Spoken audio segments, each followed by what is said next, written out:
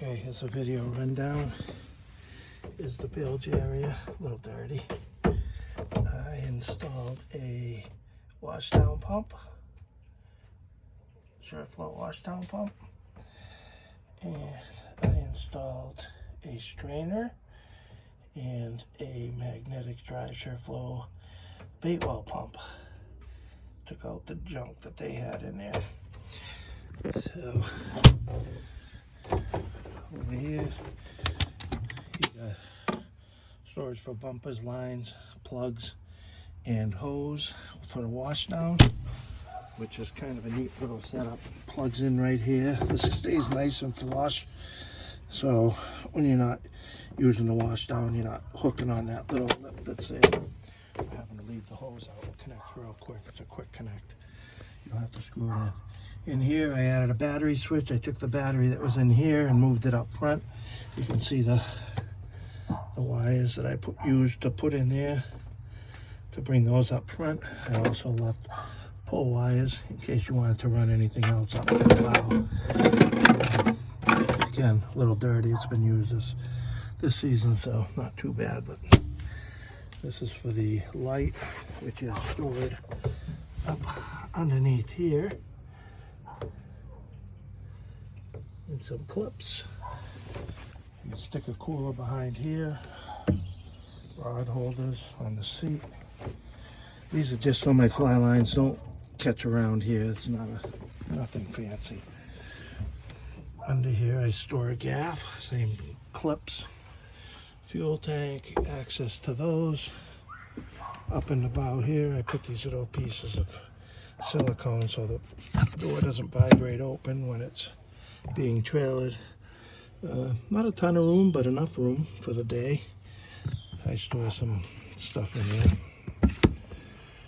Got a Helix, Humminbird Helix 9. Nice little setup on a Johnny Ray swivel mount. So if you're up in the bow, you can actually swivel this out if the lure's not in the way. 180 degrees so you can see it from the bow. Everything is sealed off nicely. Got the antenna running in here. That's all sealed off nice. I actually pulled out this and sealed the wood behind it because water was getting in there and draining out and leaving a stain down here. I did the same with this panel as well. Little Ritchie compass. Again, this is just for fly fishing. This can pop right off. Mount the fire extinguisher there. I added 2 of these. These are pop-up cleats / rod holders. These are very nice. Here's your bait well. Not great, but not horrible. It works. I don't know how many gallons it is. It's not a lot, but it'll hold enough mackerel for the day. Pogies and another mid cleat there. This foam is just here to keep the rods from rattling around when you stick them in there. Antenna with a rapid ratchet mount. That drops right down, which I do to put the cover on. Let's see what else. Under here, I have a 24-volt lithium battery and charging system mounted to the bracket that holds it down, so you can pop the whole thing out easily and bring it in the winter and charge your battery in the winter if you need to, which I've never had to. It's always been full charged. It also has an app where you can check the charge on it. You can check it via your phone. I think it's called Victronex or something like that. You just got a throw cushion under there and a paddle. That's it. Everything else is, just keep it out of there because I don't want anything messing with the wiring. Got a nice Minn Kota trolling motor plug that pops out there. This is just the data cable runs in here to communicate with the fish finder, so you can run your trolling motor from the fish finder. I got a bait well net and just some anchor and rode in there. I just have the cushions so the anchor doesn't bang around it and maybe hit the wiring for the trolling motor. That's it. Trolling motor is mounted on a quick release movable. I'm not sure if I'm going to keep the trolling motor or let the trolling motor and battery go with the boat. Depends on, you know, pricing.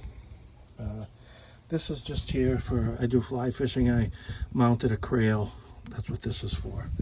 So you probably wouldn't use it for that. It's got the wide gunnels, which is an option on these boats. It is an unbelievable one-person boat. It's a good two-person boat. But it is only an 18-footer, which is really not 18, like 18, it's almost 19 feet.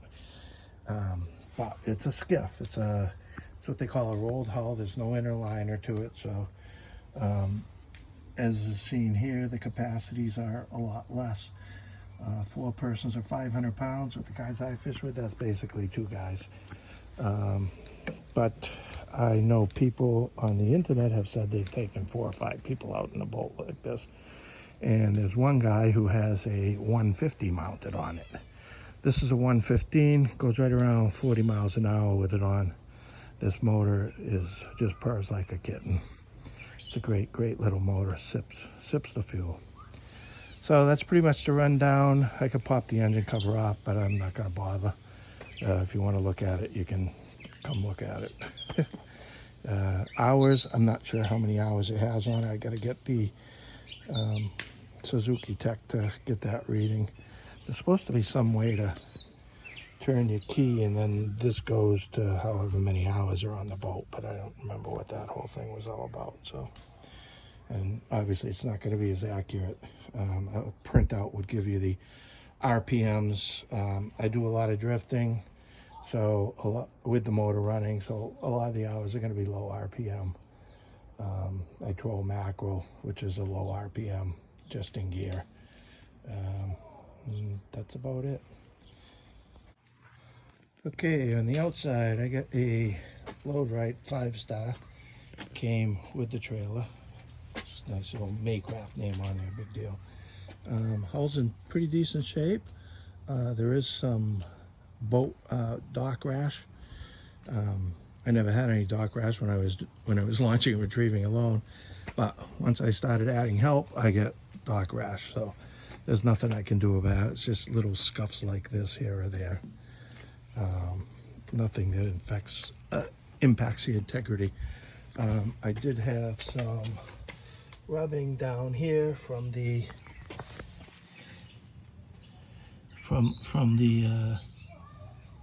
bumper here when it was coming on. I did find out that was because I wasn't getting these wet. I didn't back them in all the way. I've since now sprayed them with a heavy duty silicone to make it slide. So I'm not getting any more of that issue. I could probably buff that out, I don't know. That I don't know. I don't know if it scuffed it or if it just needs to be buffed out. Back here is a transducer. It's got side scan on the fish finder again. It's a Helix 9 Gen 4 chirp, whatever. I don't know all the info on it, but it does down scan and side scan. Down imaging, I think they call it. This is the other side of the boat. Again, some dock rash. Not bad. The boat's in really good shape.